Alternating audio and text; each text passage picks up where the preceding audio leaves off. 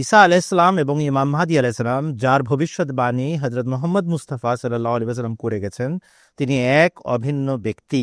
ইবনে মাজাহ শরীফের হাদিসে বলা আছে, ওয়ালাল মাহদিয়ু ইল্লা ঈসা ইবনে মারইয়ামা, বাব শিদ্দাতুজ জামানে এই হাদিস বর্ণিত। আবার দারুস সাদের বেরুত থেকে প্রকাশিত মুসনাদ আহমদ বিন হাম্বলের ২য় খণ্ডের ৪১১ নম্বর পৃষ্ঠায় হযরত আবু হুরায়রা রাদিয়াল্লাহু আনহু বর্ণিত হাদিস আছে, ইউশিকু মান আশা মিনকুম আন ইয়ালকা ঈসা ইবনে মারইয়ামা ইমামান মাহদিয়ান হাকামান আদালান ফায়াকসিরুস সালিবা ওয়া ইয়াকতুলুল খিনজিরা ওয়া ইয়াজাউল জিজিয়াতা আও তাজাউল হারব আও জারাহা। তোমাদের মাঝে হে মুসলমানরা, যারা জীবিত থাকবে তারা ঈসা ইবনে মারইয়ামের সাক্ষাৎ লাভ করবে ইমাম মাহদী রূপে।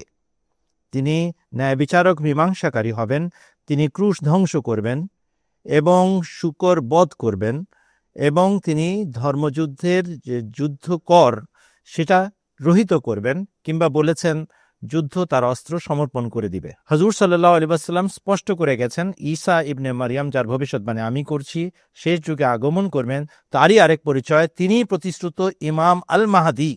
ইমাম মাহদীরই আরেক পরিচয় হচ্ছে, তার আরেক দায়িত্ব হচ্ছে, তার আরেক উপাধি হচ্ছে, তিনি ঈসা ইবনে মারইয়ামের দায়িত্ব সম্পাদন করতে এসেছেন বলে তাকে ঈসা ইবনে মারইয়াম ডাকা হয়েছে।